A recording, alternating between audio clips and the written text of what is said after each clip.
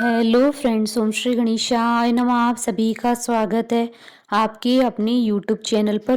Friends, आज हम आपको इस वीडियो में बताने जा रहे हैं पौष मास की शुक्ल पक्ष की विनायक चतुर्थी का शुभ मुहूर्त, पूजा विधि, व्रत कथा, महत्व और उपायों के बारे में। फ्रेंड्स, वीडियो शुरू करने से पहले आपसे रिक्वेस्ट है, अगर आप हमारे चैनल पर नए हैं और आपने अभी तक चैनल को सब्सक्राइब नहीं किया है तो प्लीज़ सब्सक्राइब कीजिएगा चैनल को, साथ ही प्रेस कीजिएगा बेल आइकन को, जिससे नए वीडियोस से रिलेटेड नोटिफिकेशन आपको तुरंत प्राप्त हो सके। और वीडियो पसंद आने पर वीडियो को लाइक और शेयर जरूर कीजिएगा ताकि सभी भक्तों को इस वीडियो का लाभ प्राप्त हो सके। और कमेंट बॉक्स में ओम श्री गणेशाय नमः जरूर लिखिएगा। प्रत्येक माह की दोनों पक्षों की चतुर्थी को संकष्टी चतुर्थी और विनायक चतुर्थी मनाई जाती है। सनातन धर्म में चतुर्थी के दिन भगवान श्री गणेश जी की पूजा उपासना करने का विधान है। भगवान गणेश जी को कई नामों से जाना जाता है। इन्हें लंबोदर, विनायक, विघ्नहर्ता, गजानन आदि नामों से जाना जाता है। ऐसी मान्यता है कि भगवान गणेश जी की पूजा करने से व्यक्ति के जीवन से सभी दुखों का अंत होता है।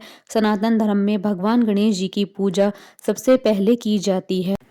फ्रेंड्स, अब आइए जानते हैं साल 2025 की पौष मास की विनायक चतुर्थी की शुभ मुहूर्त के बारे में। हिंदू पंचांग के अनुसार साल 2025 में पौष मास की विनायक चतुर्थी का व्रत 3 जनवरी 2025 शुक्रवार के दिन है। पौष शुक्ल चतुर्थी तिथि प्रारंभ होगी 2 जनवरी की रात्रि यानी 3 जनवरी की सुबह 1:08 पर और पौष शुक्ल चतुर्थी तिथि का समापन होगा 3 जनवरी की रात्रि 11:39 पर और पूजा का शुभ मुहूर्त रहेगा 3 जनवरी 2025 को सुबह 11:29 से दोपहर 1:35 तक। कुल अवधि 2 घंटे 6 मिनट है।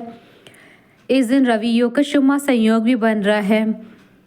रवि योग का प्रारंभ होगा सुबह 7:17 से रात्रि 10:22 तक।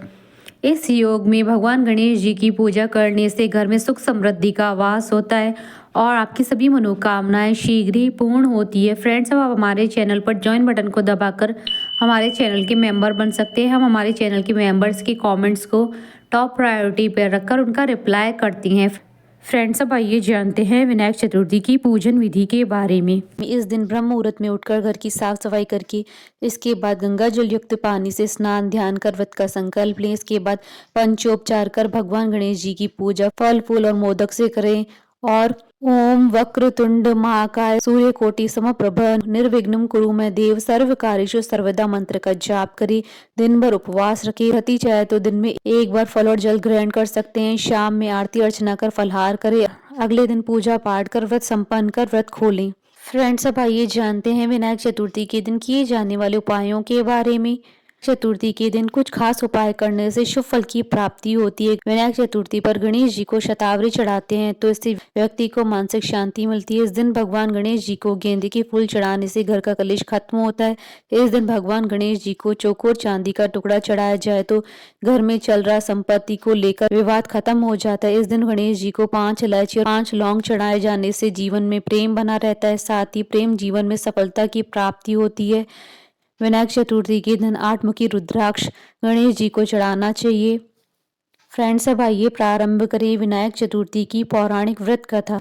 एक समय की बात है, विष्णु भगवान का विवाह लक्ष्मी जी के साथ निश्चित हो गया। विवाह की तैयारी होने लगी। सभी देवताओं को निमंत्रण भेजे गए परंतु गणेश जी को निमंत्रण नहीं दिया। कारण जो भी रहा हो, अब भगवान विष्णु की बारात जाने का समय आ गया। सभी देवता अपनी पत्नियों के साथ विवाह समारोह में आए। उन सब ने देखा कि गणेश जी कहीं दिखाई नहीं दे रहे हैं। तब वे आपस में चर्चा करने लगेगी, क्या गणेश जी को नहीं न्योता है या स्वयं गणेश जी नहीं आए हैं। सभी को इस बात पर आश्चर्य होने लगा। तभी सभी ने विचार किया कि विष्णु भगवान से ही इसका कारण पूछा जाए। विष्णु भगवान से पूछने पर उन्होंने कहा कि हमने गणेश जी के पिता भोलेनाथ महादेव को न्योता भेजा है। यदि गणेश जी अपने पिता के साथ आना चाहते हैं तो आ जाते, अलग से न्योता देने की कोई आवश्यकता नहीं थी। दूसरी बात यह है कि उनको 1.25 मन मूंग, 1.25 मन चावल, 1.25 मन घी और 1.25 मन लड्डू का भोजन दिन भर चाहिए। यदि गणेश जी नहीं आएंगे तो कोई बात नहीं, दूसरे के घर जाकर इतना सारा खाना पीना अच्छा नहीं लगता।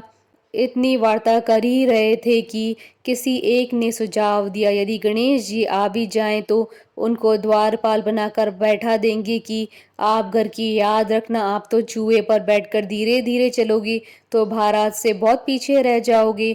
यह सुझाव भी सबको पसंद आया तो विष्णु भगवान ने भी अपनी सहमति दे दी। होना क्या था कि इतने में गणेश जी वहां आ पहुंचे और उन्हें समझा बुझाकर घर की रखवाली करने बैठा दिया। बारात चल दी तब नारद जी ने देखा कि गणेश जी तो दरवाजे पर ही बैठे हुए हैं, तो वे गणेश जी के पास गए और रुकने का कारण पूछा। गणेश जी कहने लगे कि विष्णु भगवान ने मेरा बहुत अपमान किया है। नारद जी ने कहा कि आप अपनी मूषक सेना को आगे भेज दें तो वह रास्ता खोद देगी, जिससे उनके वाहन धरती में धंस जाएंगे, तब आपको सम्मान पूर्वक बुलाना ही पड़ेगा। अब तो गणेश जी ने अपनी मूषक सेना जल्दी से आगे भेज दी और सेना ने जमीन पोली कर दी। जब बारात वहां से निकली तो रथों के पहिए धरती में धंस गए।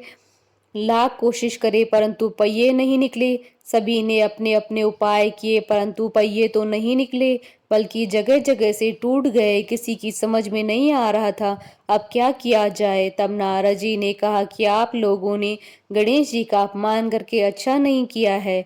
यदि उन्हें मना कर लाया जाए तो आपका कार्य सिद्ध हो सकता है और ये संकट टल सकता है। शंकर भगवान ने अपने दूत नंदी को भेजा और वे गणेश जी को लेकर आए। गणेश जी का आदर सम्मान के साथ पूजन किया, तब कहीं रथ के पहिए निकले। अब रथ के पहिए निकल तो गए परंतु टूट फूट गए थे, तो उन्हें सुधारे कौन। पास के खेत में एक हाथी काम कर रहा था, उसे बुलाया गया। हाथी अपना कार्य करने से पहले श्री गणेशाय नमः कहकर गणेश जी की वंदना मन ही मन करने लगा। देखते ही देखते खाती ने सभी पहियों को ठीक कर दिया। तब खाती कहने लगा कि हे देवताओं, आपने सर्वप्रथम गणेश जी को नहीं मनाया होगा और न ही उनका पूजन किया होगा, इसलिए तो आपके साथ ये संकट आया है। हम तो मूर्ख अज्ञानी हैं, फिर भी पहले गणेश जी को पूजते हैं, उनका ध्यान करते हैं। आप लोग तो देवतागण हैं, फिर भी आप गणेश जी को कैसे भूल गए। अब आप लोग भगवान श्री गणेश जी की जय बोलकर जाएं तो आपके सब काम बन जाएंगे और कोई भी संकट नहीं आएगा। ऐसा कहते हुए बारात वहां से चल दी और विष्णु भगवान का लक्ष्मी जी के साथ विवाह संपन्न करा कि सभी सकुशल घर लौट आए। हे गणेश जी महाराज, अपने विष्णु जी के जैसे कार्य संवारे, ऐसे कार्य सबके सिद्ध करना। कथा अधूरी हो तो पूरी करना और पूरी हो तो मान रखना। बोलिए भगवान गणेश की जय। हमारे साथ इस वीडियो में अंत तक बने रहने के लिए आपका धन्यवाद। ओम श्री गणेशाय नमः।